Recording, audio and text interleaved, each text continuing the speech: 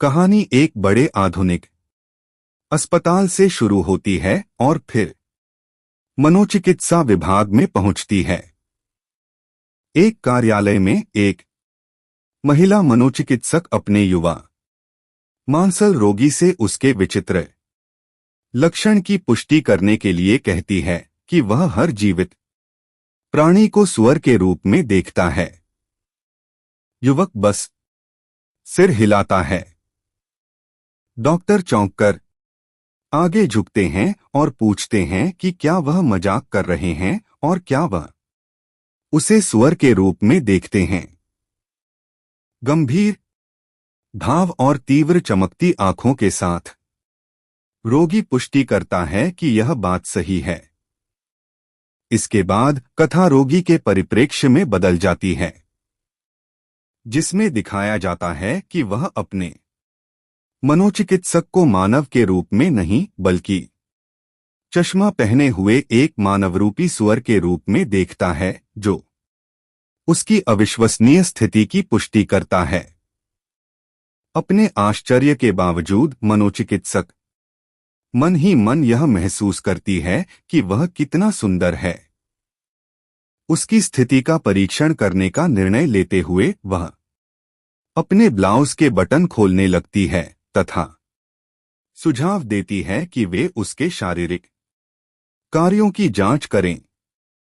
इस घटना से युवक पूरी तरह अचंभित हो जाता है। उसकी आंखें चौड़ी हो जाती हैं और वह पसीने से तर हो जाता है। अपनी कमीज को आधा खोलकर उसके करीब झुकते हुए वह मोहक अंदाज में पूछती है कि वह क्या देख रहा है। मरीज के दृष्टिकोण से यह दृश्य विचित्र है। न केवल उसका सिर अभी भी सुअर का है, बल्कि उसके स्तन भी दो छोटे लाल सुअर के सिर बन गए हैं।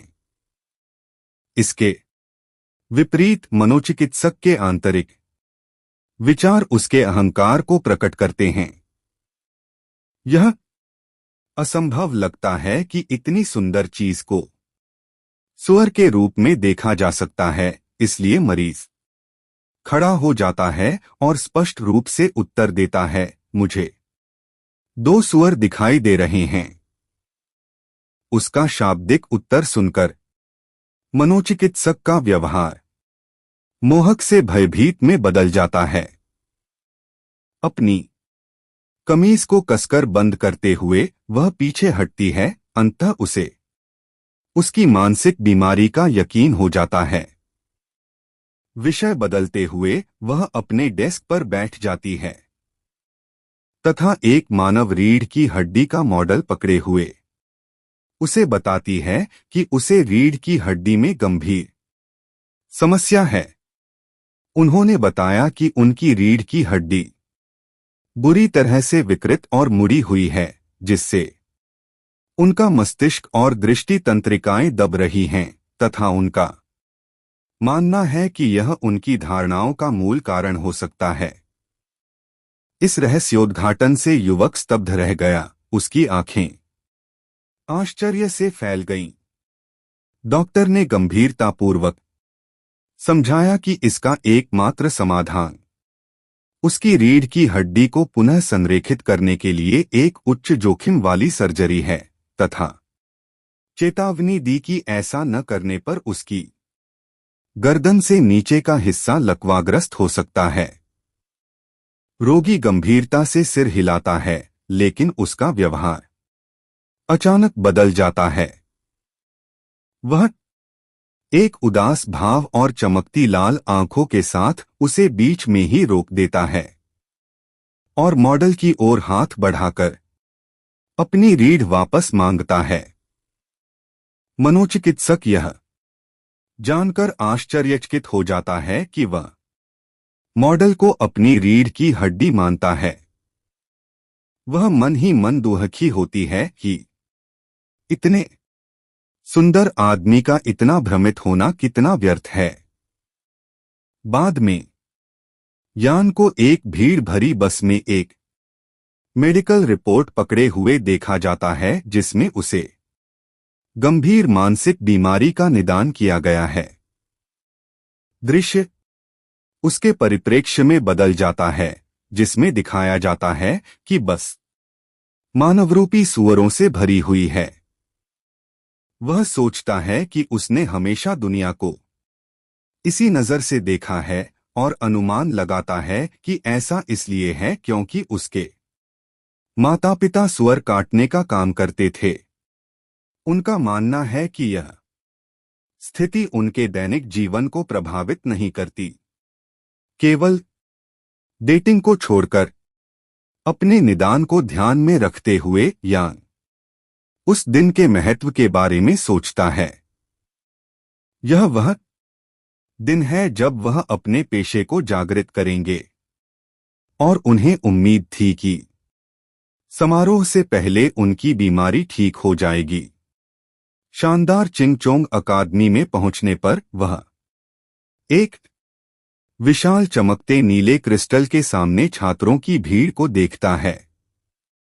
उन्हें चिंता है कि उनकी मानसिक बीमारी उनके जागरण पर नकारात्मक प्रभाव डाल सकती है, जिससे उनके भविष्य के लिए बड़ी समस्या उत्पन्न हो सकती है।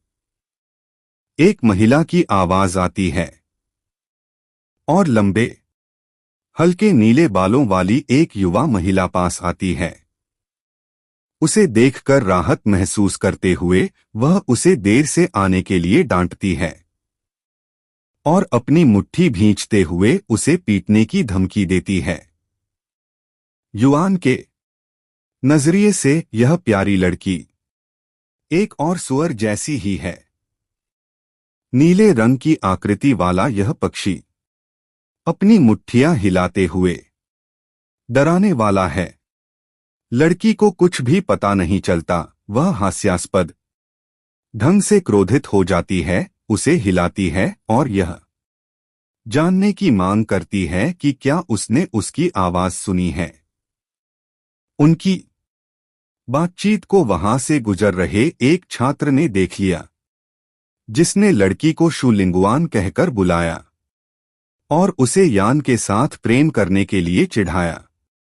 एक साथी ने बताया कि वे बचपन के प्रेमी हैं और संभवतः जल्द ही शादी कर लेंगे। घबराकर शॉलिंग श्वांग उन पर चिल्लाता है, फिर ये दुआन को गपशप पर ध्यान न देने के लिए कहता है। उसके दृष्टिकोण से नीले रंग की सुअर लड़की भी यही सुझाव देती है और वह शांतिपूर्वक सहमत हो जाता है। क्रिस्टल के सामने एक बुजुर्ग व्यक्ति की आज्ञाकारी आवाज गूंजती है, जो समारोह शुरू होने की घोषणा करता है तथा विद्यार्थियों को पंक्ति में खड़े होने का निर्देश देता है। उन्होंने बताया कि यह जागृति उनकी मूल विशेषताओं जैसे शक्ति, चपलता और उत्साह पर आधारित है, जिन्हें उन्होंने अकादमी में निखारा है। उच्चतर गुण उन्नत पेशे की संभावना को बढ़ाते हैं। वह इस क्षण की गंभीरता पर जोर देते हैं क्योंकि उनका जागृत पेशा उनके पूरे जीवन को प्रभावित करेगा तथा एक उन्नत लड़ाकू पेशे को मोटापा विरोधी उपलब्धि घोषित करते हैं, जो उनके और अकादमी के लिए गौरव की बात है। बड़े ने पहले छात्र को मंच पर अपना हाथ रखने का निर्देश दिया। एक एक करके छात्र आगे बढ़ते हैं। एक हृष्ट-पुष्ट लड़का एक मध्यम धातुकर्मी को जगाता है और निराश दिखता है। एक अन्य उन्नत चिकित्सक को जगाता है, जबकि तीसरा एक जूनियर इंजीनियर को जगाता है और निराशा में गिर जाता है। अगला छात्र लाल नारंगी बालों वाला एक मांसल युवक क्रिस्टल के पास पहुंचता है। जैसे ही उसका हाथ संपर्क में आता है, चमकदार सुनहरी रोशनी फूट पड़ती है, जिससे उसका परिणाम पता चलता है। लड़ाकू प्रकार का पेशा, दुर्लभ श्रेणी, छायाहीन ब्लेड्समैन। अकादमी का वरिष्ठ सदस्य दंग रह गया, उसका मुंह खुला का खुला रह गया। वह अविश्वास से कहते हैं कि यह एक दुर्लभ स्तर का पेशा है और छात्र आश्चर्य और विस्मय से हांफने लगते हैं। बड़े व्यक्ति जो प्रधानाचार्य थे प्रसन्नता से मुस्कुराए और छात्र का नाम पूछा। युवक ने गर्व से अपना परिचय लिया, जिन लोगों के रूप में दिया। बहुत खुश होकर प्रिंसिपल ने उसकी प्रशंसा की और उसके भविष्य के बारे में चर्चा करने के लिए व्यक्तिगत रूप से उसके घर आने की पेशकश की। लियू जिन लोंग ने प्रिंसिपल को धन्यवाद दिया, फिर भीड़ की ओर मुड़कर हाथ हिलाया, जबकि उसके साथी ब्रोलों के लिए जयकार कर रहे थे। प्रिंसिपल अगला नाम यान पुकारते हैं। भीड़ में से शॉलिंग जुआन उत्साहवर्धक आवाजें लगाता है। प्रिंसिपल युआन को दिलचस्पी से देखता है क्योंकि वह जानता है कि लड़का अजीब तो है, लेकिन उसके आंकड़े बहुत ऊंचे हैं। उन्होंने बताया कि यिचुआन की संयुक्त विशेषता कुल 10 है, जो औसत से 3 गुना अधिक है। किसी चमत्कार की आशा में वह येतुआन को मंच पर हाथ रखते हुए देखता है। तुरंत ही क्रिस्टल बिजली की एक प्रलयंकारी लहर के साथ फट जाता है, जो पहले से कहीं अधिक शक्तिशाली होती है। इसकी शक्ति से प्रिंसिपल को झटका लगता है और भीड़ लड़खड़ा जाती है। प्रिंसिपल आश्चर्यचकित होकर उस शक्ति को देखता है और सोचता है कि क्या यह चकाचौंध कर देने वाली ऊर्जा सुनहरी रोशनी है जो दुर्लभ स्तर से परे जागृति का संकेत है। जैसे ही यिचुआन अपनी असली ताकत को देखता है, प्रिंसिपल की आंखें चौड़ी हो जाती हैं। दिव्य आंसू वह चिल्लाता है, पौराणिक उच्चतम संभव स्तर की पुष्टि करता है। ऊर्जा एकत्रित होती है और चमकते शब्द चकित कर देने वाले परिणाम की घोषणा करते हैं। लाइफटाइम पेशा दिव्य सुअर कसाई प्रधानाचार्य अवाक और भयभीत रह जाते हैं। यह समझने में असमर्थ होते हैं कि कैसे एक दिव्य तार जागृति के परिणामस्वरूप एक साधारण सुअर कसाई बन गया। छात्रों का आश्चर्य उपहास में बदल जाता है। भीड़ में हंसी फूट पड़ती है। वे सवाल करते हैं कि क्या क्रिस्टल में खराबी थी और इस बात पर बहस होती है कि क्या दिव्य स्तर का जागरण यान को अविश्वसनीय रूप से भाग्यशाली बनाता है या अशुभ। प्रिंसिपल क्रोध और निराशा से उबल पड़ता है। उसे लगता है कि स्वर्ग उसके साथ क्रूर मजाक कर रहा है। कई वर्षों तक प्रिंसिपल के रूप में कार्य करने के बाद उन्होंने अंततः एक महान दिव्य स्तर की जागृति देखी, लेकिन यह सबसे बेकार पेशा था, अर्थात सुअर काटने का पेशा। वह इस बात पर अफसोस जताते हैं कि एक दिव्य लोहार या चिकित्सक वर्षों तक घमंड का पात्र रहा होगा। हताशा से ग्रस्त होकर वह सोचता है कि उसकी आशाएं जितनी अधिक थीं, निराशा भी उतनी ही बड़ी थी। अलग थलग पड़े यान की ओर मुड़कर प्रिंसिपल के पास कहने के लिए शब्द नहीं बचते। वह केवल एक गहरी हताश आह भर पाते हैं, जबकि लड़का चला जाता है। चलते समय यान को कुछ अप्रत्याशित चीज नजर आती है। एक होलोग्राफिक नीली स्क्रीन जिसे केवल वह ही देख सकता है। यह एक सिस्टम इंटरफेस है जो उसके नए पेशे, प्रतिभा और कौशल सहित उसकी पूरी स्थिति को प्रदर्शित करता है। उनकी प्रतिभाएं स्वाइन नेमेसिस और ब्लेड ऑफ गॉड स्लेइंग हैं और उनका पहला कौशल ब्लड शैडो बुचर है, जो सुअरों को भय की स्थिति में डाल देता है। सबसे महत्वपूर्ण बात यह है कि उनकी स्वाइन नेमेसिस प्रतिभा सुअरों को 50% अतिरिक्त क्षति प्रदान करती है। यह बोनस प्रत्येक मारे गए सुअर के साथ बढ़ता है तथा सुअरों से होने वाली क्षति को भी आधा कर देता है।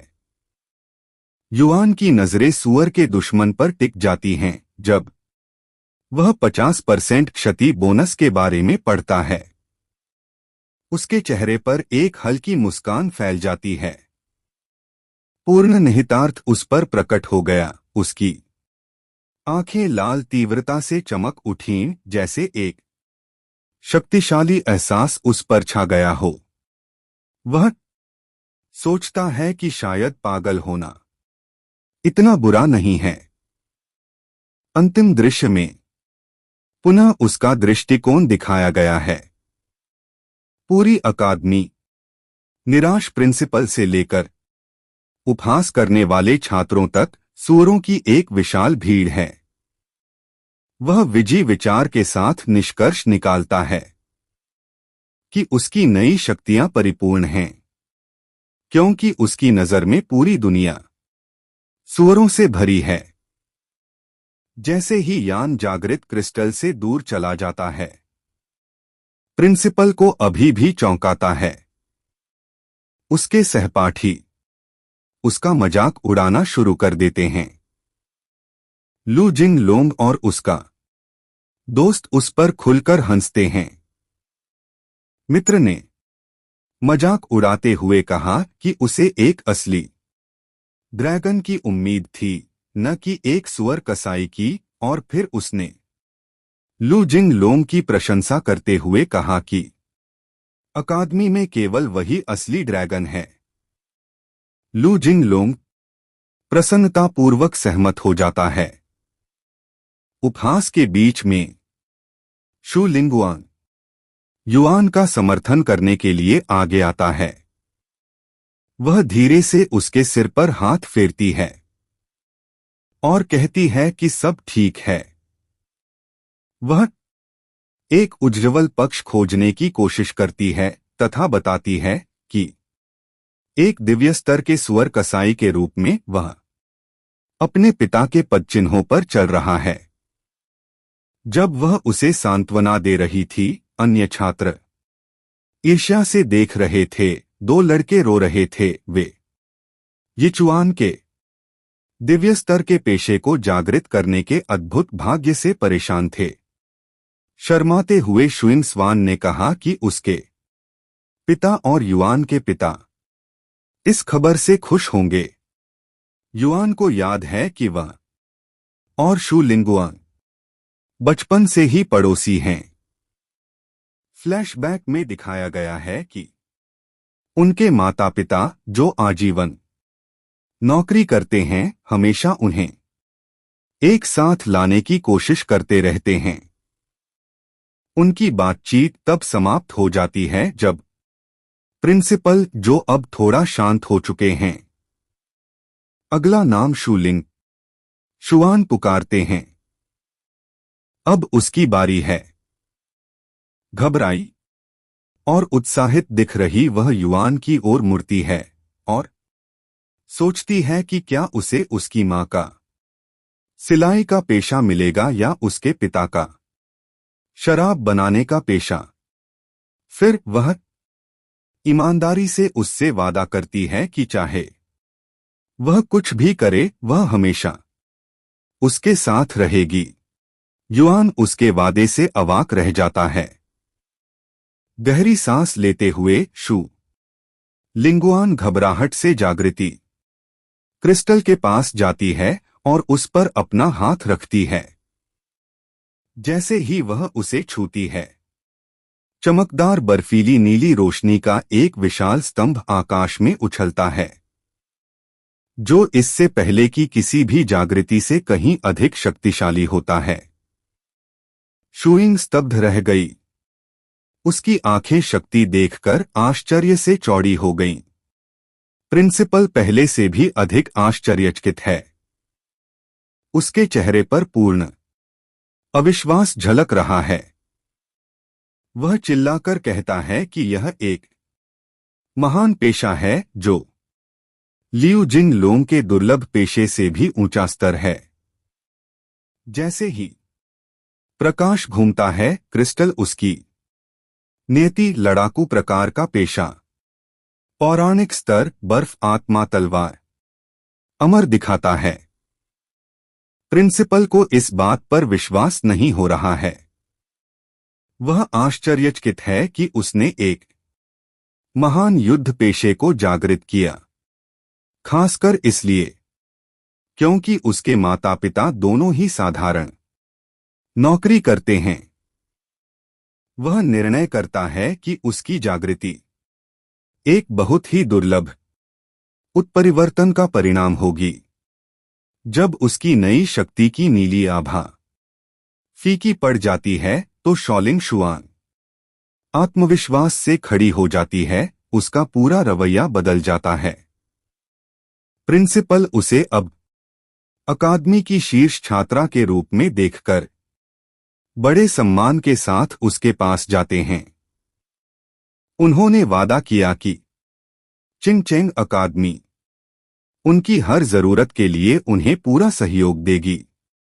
एक सुंदर मुस्कान के साथ वह उसे धन्यवाद देती है और मंच से उतर जाती है।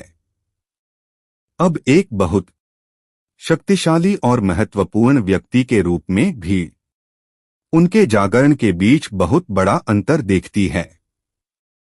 दो छात्राएं गपशप कर रही हैं, जिनमें से एक सोच रही है कि क्या शू लिंगुआन, जो अब एक महान योद्धा है, अब भी सुअर कसाई यान का पीछा करेगा। उसकी सहेली ने मना कर दिया और कहा कि शू लिंगुआन में सुधार हो रहा है, जबकि युआन में नहीं, और हारने वाले को इतना समझदार होना चाहिए कि वह उसे अकेला छोड़ दे। जैसे ही शू लिंगुआन उसके पास आता है, यान एक साधारण बधाई देता है। हालांकि उसका रवैया पूरी तरह बदल गया है। वह ठंडी गंभीर आवाज में उसका नाम पुकारती है। अपनी बाहें क्रॉस करके वह कहती है कि हो सकता है कि उनके बीच कुछ गलतफहमियां हुई हों, लेकिन वह चीजों को सुलझाना चाहती हैं। फिर वह ठंडे स्वर में उससे कहती है कि अब वे एक ही दुनिया के नहीं रहे। यॉटन स्पष्ट रूप से उसकी बातों से स्तब्ध है। इस बीच लू जिन लोंग और उसका दोस्त बगल से मुस्कुराते हुए और सार्वजनिक अस्वीकृति का आनंद लेते हुए देख रहे थे। हालांकि सभी को आश्चर्य हुआ जब याचुआन का आश्चर्य शीघ्र ही प्रसन्नतापूर्वक सहमति में बदल गया, यह सोचते हुए कि वह सिर्फ बहादुरी का दिखावा कर रहा है। शू लिंगुआन दया भरे स्वर में अपनी बात जारी रखता है। वह उससे कहती है कि वह जानती है कि यह कठिन होगा और उसे यह दिखावा करने की जरूरत नहीं है कि वह ठीक है। वह ठंडे स्वर में कहती है कि एक सुअर कसाई के रूप में वह कभी कोई महत्वपूर्ण काम नहीं करेगा। इस पर यान का चेहरा कठोर हो जाता है और वह उससे कहता है कि वह उसकी प्रतिक्रिया के लिए उसे दोष न दे। दृश्य उसके सामने आता है, जहां अब गर्व से भरी हुई दिखने वाली लड़की कहती है कि अगर वह सहमत है तो उन्हें भविष्य में एक दूसरे को परेशान नहीं करना चाहिए। जबकि शू लिंगुआन उसकी प्रतिक्रिया से उलझन में खड़ा है। यिचुआन के चेहरे पर एक छोटी सी राहत भरी मुस्कान है। उनके आंतरिक विचार बताते हैं कि वह अंततः सुअर के सिर से छुटकारा पाकर खुश हैं। फिर वह जाने के लिए मुड़ता है और सहजता से उसे बताता है कि वह जा रहा है। जिससे वह पूरी तरह से स्तब्ध रह जाती है। शुइंग स्वान की उलझन भरी स्थिति देखकर लू जिन लोंग एक आत्मसंतुष्ट मुस्कान के साथ उसके पास जाता है। वह युआन को वास्तविकता का सामना करने में मदद करने के लिए उसे सबक सिखाने की पेशकश करता है।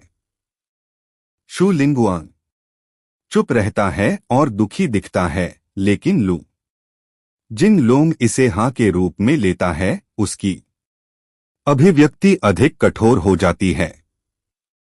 उत्तर की प्रतीक्षा किए बिना वह जाते हुए यान पर चिल्लाता है, उसे स्वर कसाई कहता है और उसे आने के लिए कहता है। यान उसे पूरी तरह से अनदेखा करते हुए चलता रहता है, जिससे लियू जिंग लोंग को आश्चर्य होता है।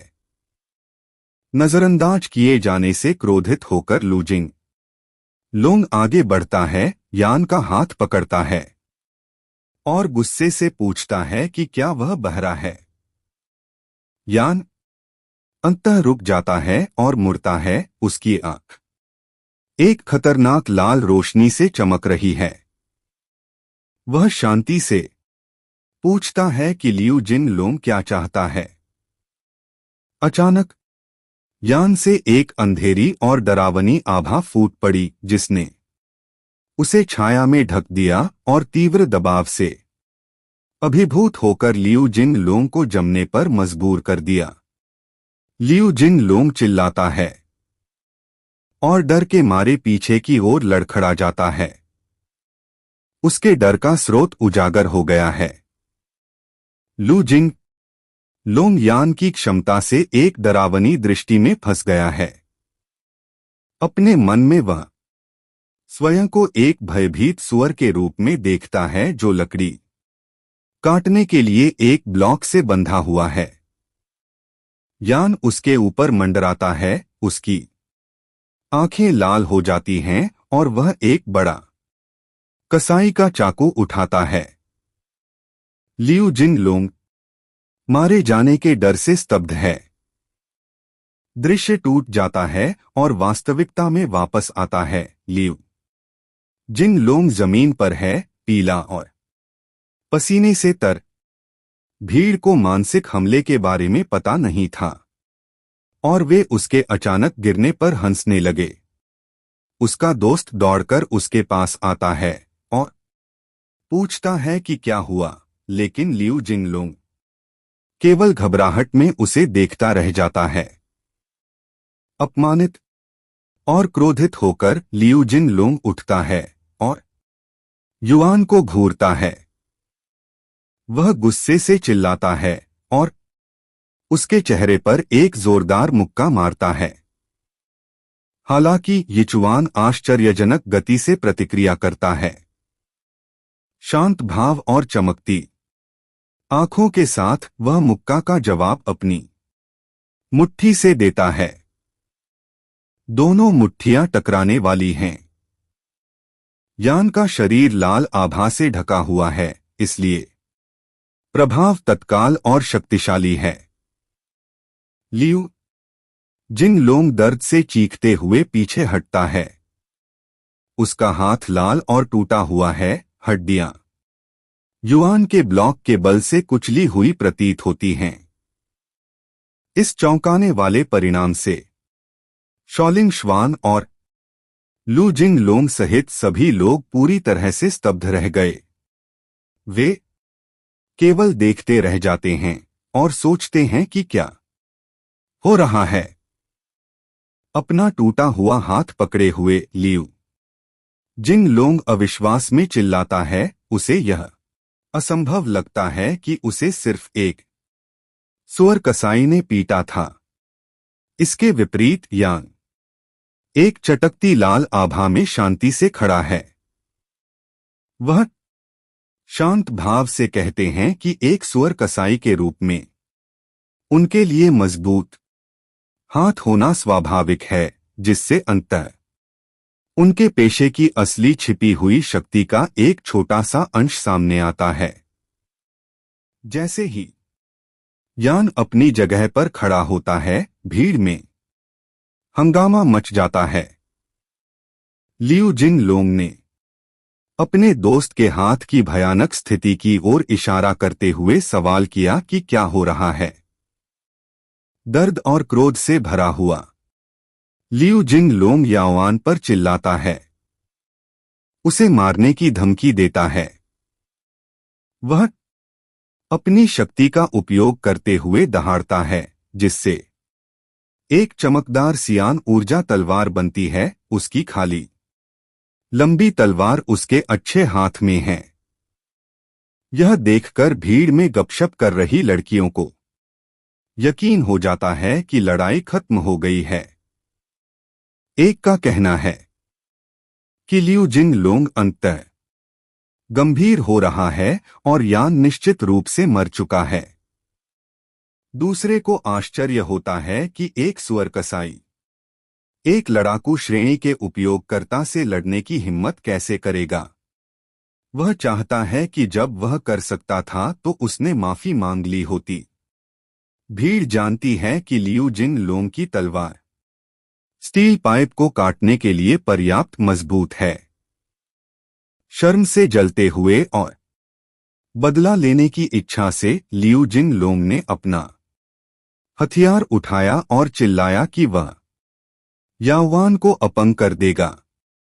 लेकिन जैसे ही वह हमला करने वाला होता है, हवा ठंडी हो जाती है और बर्फ के टुकड़े गिरने लगते हैं। उसकी ऊर्जा तलवार के ब्लेड पर बर्फ जमने लगती है। बर्फ तेजी से फैलती है। लियू जिन लोंग के शरीर पर बर्फ जम जाती है और वह जम जाता है।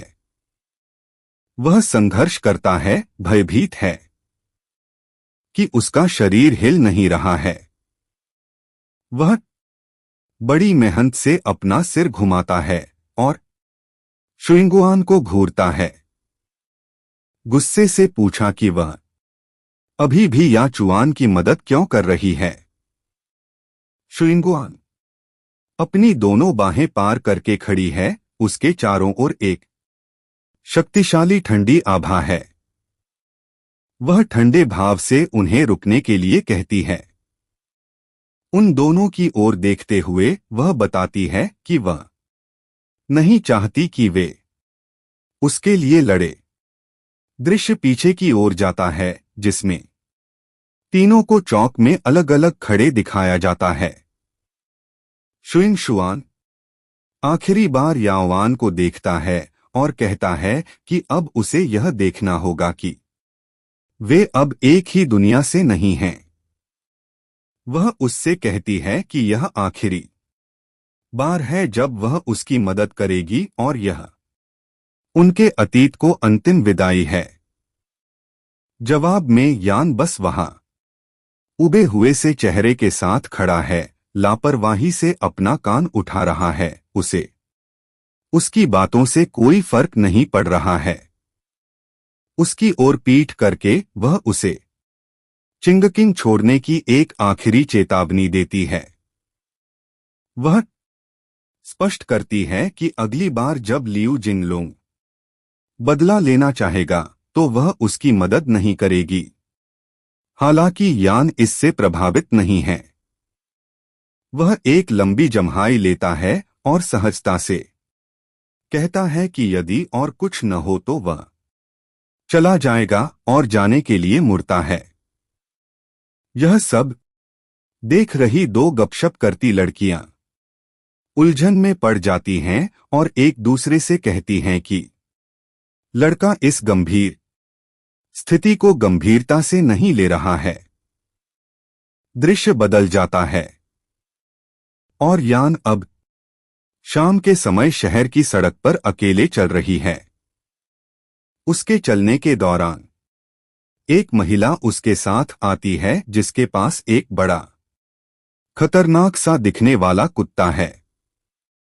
कुत्ता आक्रामक तरीके से भौंककर उसका रास्ता रोक लेता है। यान की आंखों में हल्की लाल चमक आ जाती है जब वह उन्हें देखता है। तुरंत ही वास्तविकता के प्रति उसका दृष्टिकोण बदल जाता है। उसके लिए वह महिला एक बड़ी सुअर महिला है और उसका कुत्ता एक राक्षसी गुर्राता हुआ सुअर है।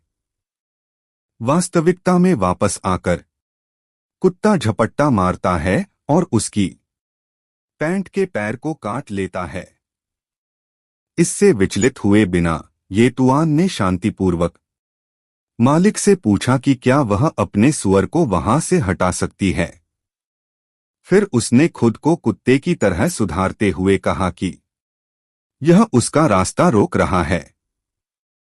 उसकी टिप्पणी से महिला क्रोधित हो जाती है।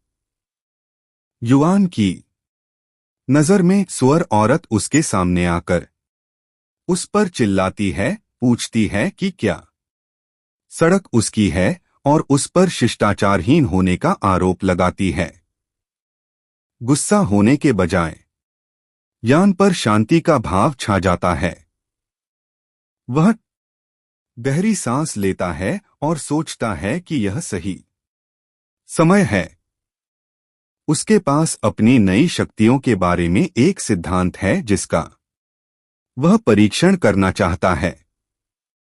बिना किसी हिचकिचाहट के यान अपने सिद्धांत का परीक्षण करता है। वह आक्रामक कुत्ते को एक शक्तिशाली लात मारता है जो हल्की नीली ऊर्जा से चमकती है। यह किक तुरंत घातक होती है। मालिक भयभीत होकर देखता है कि कुत्ते की आत्मा उसके शरीर से बाहर निकल रही है। वह निराशा में चिल्लाती है और उस जानवर को अपना बेटा कहती है।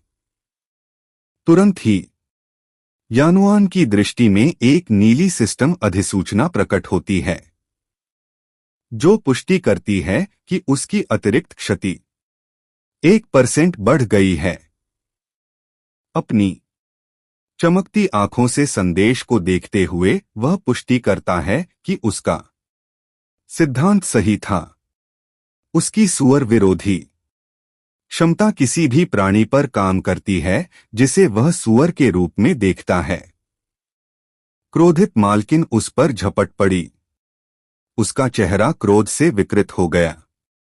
वह चिल्लाती है कि उसके बेटे की हत्या करने के कारण वह हत्यारा है और उसे जान से मारने की धमकी देती है। इससे अप्रभावित यिचुआन ने केवल इतना कहा कि वह एक मनोरोगी है। इसे साबित करने के लिए वह शांतिपूर्वक अपना मेडिकल निदान निकालता है और उस पर लिखा शब्द साई को दिखाता है। ठंडे भाव से वह पूछता है कि क्या और कुछ है, अन्यथा वह जा रहा है। महिला भयभीत है। वह सोचती है कि वह एक वास्तविक मनोरोगी से टकरा गई है और यदि वह उसके कुत्ते को मार सकता है तो वह उसे भी आसानी से मार सकता है। उसका आक्रामक रवैया गायब हो जाता है। बनावटी मुस्कान लाते हुए वह जल्दी से उसे बताती है कि कुछ नहीं हुआ और उसके अच्छे होने की कामना करती है। कहानी यान के घर तक जाती है। अंदर उसके माता पिता उसका स्वागत करते हैं। उसके हृष्ट-पुष्ट पिता या किरुआन हंसते हुए पूछते हैं कि क्या वह सचमुच सुअर का कसाई बन गया है, जबकि उसकी मां हल्के से मुस्कुराती है। यान ने इसकी पुष्टि की। उसके पिता बहुत खुश होते हैं और गर्व से उसे गले लगा लेते हैं। वह उसे एक बदबूदार बच्चा कहता है और कहता है कि वह खुश है कि युआन उसकी तरह बन रहा है, क्योंकि उसका मानना है कि ईमानदार सुअर कसाई होना अच्छी बात है। उसे लगता है कि यह जीवन लड़ने और हत्या करने से बेहतर है और वह युआन से कहता है कि वह उसे अगले दिन बूचड़खाने ले जाएगा। उस रात बाद में यिचुआंग अपने बिस्तर पर सुअर थीम वाली वंसी पहने हुए शांति से सो रहा है। जब परिवार सो रहा होता है तो घर के बाहर एक रहस्यमयी आकृति दिखाई देती है जिसकी एक नीली आंख चमक रही होती है। यह आकृति उसके माता पिता के शयन कक्ष की खिड़की पर दिखाई देती है। वह छायादार आकृति जिसका चेहरा पट्टियों से बंधा हुआ है इस बात पर अविश्वास व्यक्त करती है कि भूत रोने वाला पुत्र एक साधारण सुअर कसाई है। फिर वह युआन के पिता से पूछता है कि क्या वह लड़का सचमुच उसका बेटा है। अंधेरे में याक्युआन की आंख खुल जाती है। वह जाग चुका है और पहले से कहीं अधिक मजबूत दिख रहा है। वह उस व्यक्ति को चेतावनी देता है कि वह उनके परिवार को दोबारा परेशान न करे तथा अगली बार कम विनम्र होने की धमकी देता है। वह छायादार आकृति उसे गुस्सा न करने की सलाह देती है। ऐसा लगता है कि संगठन ने अपनी बात की पुष्टि कर दी है क्योंकि उनका बेटा सिर्फ एक सुअर काटने वाला है, इसलिए संगठन अब उन्हें परेशान नहीं करेगा। इसके साथ ही वह रहस्यमयी आकृति अंधेरे में गायब हो जाती है। अगले दिन युआन अपने बेटे को पारिवारिक बूचड़खाने में ले जाता है। इस विशाल सुविधा केंद्र में सुअरों के शव कांटों पर रखे हुए हैं। काले रंग का एप्रन पहने यान गंभीर भाव से अपने